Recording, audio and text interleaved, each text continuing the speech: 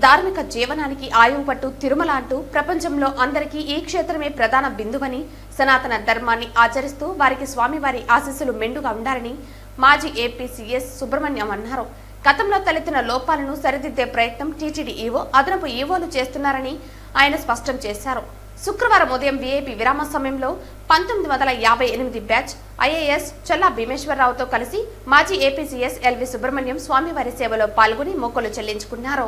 ఓం నమో వెంకటేశాయ. వాళ్ళ స్వామివారి దర్శనం వారి అనుగ్రహం వల్ల దివ్యంగా జరిగింది. ప్రత్యేకంగా ఇవాళ రావడానికి కారణం 1958వ బ్యాచ్కి చెందిన ఒక ఐఏఎస్ ఆఫీసరు చల్లా భీమేశ్వరరావు గారని, వారు వారి పత్ని దర్శనానికి అనేక సార్లు వారి మనసులో ఉంది.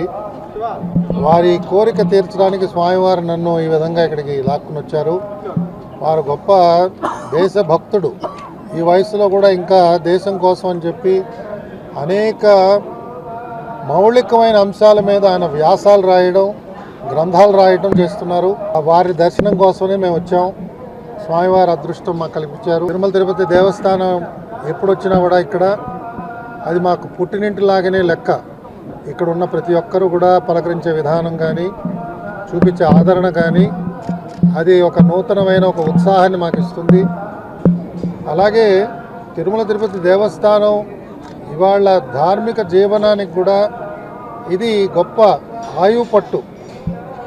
సనాతన ధర్మాన్ని నమ్ముతున్న వాళ్ళందరికీ కూడా దేశంలో కానీ ప్రపంచంలో కానీ అందరికీ కూడా ఈ క్షేత్రమే ప్రధానమైన బిందు. అందరినీ కూడా ఒకసారి తలుచుకుంటూ ఎవరైతే సనాతన ధర్మాన్ని ఆచరిస్తున్నారో, ఆదరిస్తున్నారో, ప్రోత్సహిస్తున్నారో, పోషిస్తున్నారో వారందరికీ కూడా స్వామివారు అనుగ్రహాన్ని ప్రసాదించాలి. రాష్ట్రం ఈ మధ్యనే ఒక పెద్ద విపత్తు నుంచి బయటకు పడింది. ఆ వరదల పుణ్యమా అని చెప్పి అనేక మంది వారి ఆస్తులు కోల్పోయారు.